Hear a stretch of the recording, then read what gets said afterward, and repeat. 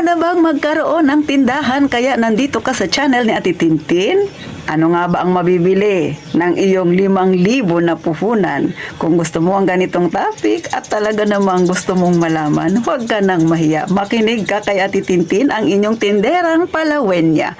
At syempre, mag-subscribe ka na sisi, please naman. At syempre mga kasari, paki-like na rin ang aking video. At kung hindi kayo busy, paki-share naman. At eto na, umpisahan na natin ang real talk nating chismisan. Isa ka ba sa wala pang tindahan at ngayon meron kang hawak na halagang 5,000? Ate Tin, pwede na ba itong pangpuhunan? Ang sagot ko, abay oo mga kasari. Kaya umpisahan na nating itapik yan kung ano ba ang mga produktong kayang bilhin ng 5,000 mo mga kasari para magkatubo ka na. Huwag mong itago yan sa bangko. Ilang piso lang yan ang tubo niyan. Ipasok mo na yan sa sari-sari store hanggat hindi pa dyan sa inyo masyadong mahigpit. Oh, siyempre wala ka pang permit. Oh, yan ang tatalakay natin mga kasari. So, ano ba yung mga item na dapat hindi mawala sa yung mga bibilhing produkto na ipangtitinda mo? Oh, mga kasari. Siyempre, mga kasari, number 1 dyan, kung ano yung nakikita mo sa yung kusina. O, gaya ng, siyempre, sibuyas, kamatis, mga ganyan, toyo, suka, asin, bitchin, o, diba? So, madalas yan ang makikita natin mga kasari. Ano pa ang pwede mong bilhin sa halagang 5,000? Siyempre, mga shampoo, mga conditioner, mga sabong panglaba, bareta, powder, Sondrox, mga kung ano-ano pa. Yan yung ginagamit nating mga nanay sa ating kusina. O, mga kasari.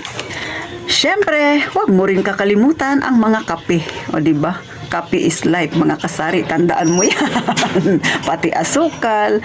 At syempre, yung itlog. O, madalas talaga yan, mga kasari. Malakas ang itlog. Lalo na kung marami mga estudyante dyan sa inyo, madalas yan, syempre, yan yung kanilang inuulam. Samahan mo pa ng noodles. So, ikaw na ang bahala kung anong mga variety ng noodles ang bibilihin mo o kaya mga pansit canton. Kasi ikaw ang nakakaalam kung ano yung madalas nilang bilhin. Yung mga kapitbahay mo dyan, kung ano yung mga nakikita mong binibili nila ng mga noodles na brand, o diba? So, yung 5,000 na yan mga kasari, kayang-kaya na yan magpaikot. Na, tandaan ha. O, yan ang mga dapat na bilhin. Kaya maglista-lista ka na dyan. Isipin mo na, yung mga kapitbahay mo, ano ba yan kanilang madalas na binibili na brand ng noodles? Mga sardinas, mga dilata na yan mga kasari. Meatloaf, sardinas, corned beef, o diba? So, yan yung madalas nating nakikita. Yan talaga yung panindang pangmasa. O, kahit naman ako, yan din yung madalas na binibili ko dati nung wala pa akong tindahan. Next, syempre, kung may mga kapitbahay ka dyan na mga maraming anak, baby pa, mga buntis dyan sa inyo, aba, kailangan mo ring magbenta ng diaper. Sa totoo lang, yung diaper ng mga kasari, medyo malaki ang tubo dyan.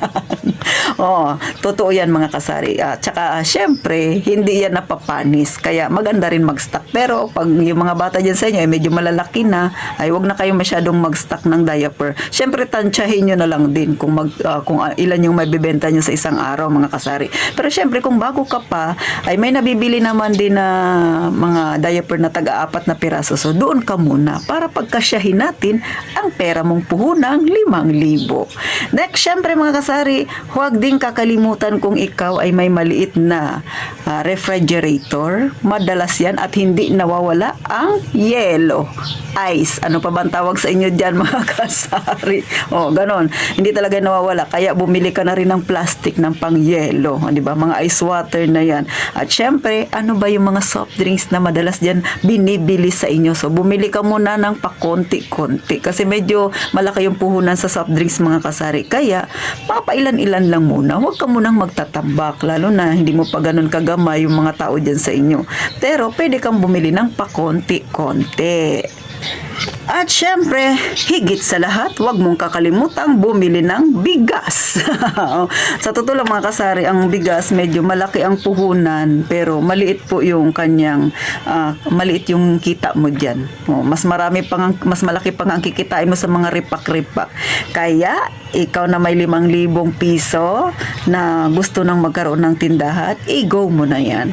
At kung ang pwesto mo ay kagaya dito sa amin, yung mga nakapaligid mong kapitbahay kapitbahay ay kaparehas dito sa amin na mahilig mag-repack, sisi, sinasabi ko sa iyo, ang 5,000 mo sa loob ng isang buwan, baka kaya nang dumoble niyan. Kaya, ano pang ginagawa mo? Huwag ka nang magpatumpik-tumpik.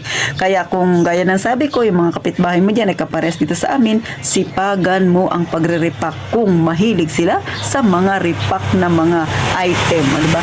Asukal, asin, mga cornstarch na yan, mga harina, mantika, at marami pang iba na pwede mong ibenta. Syempre, kung magaling ka rin magluto, huwag mong kakalimutan, pakiramdaman mo kung anong merienda ang gusto nila, sisi. O, diba? So, ayan, binigyan na kita ng idea, ikaw na ang bahalang magpalago ng iyong munting negosyo. Kahit na 5,000 pa yan, go, go, go ka na, sisi.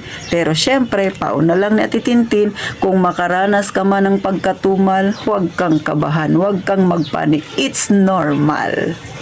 So, paano? Magkita tayong muli sa susunod na vlog ni Ate Tintin? Medyo naengganyo ka na ba? Ikaw na may 5,000 hawak ngayon at maganda ang iyong posisyon dyan, maganda ang lugar mo at pwedeng-pwede ka nang magkaroon ng sari-sari store?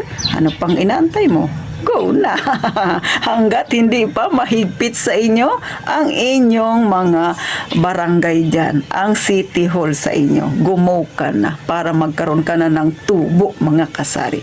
Kaya, gaya nga ng palaging sinasabi ni Ate Tintin, mag-iingat tayong palagi, mga kasari.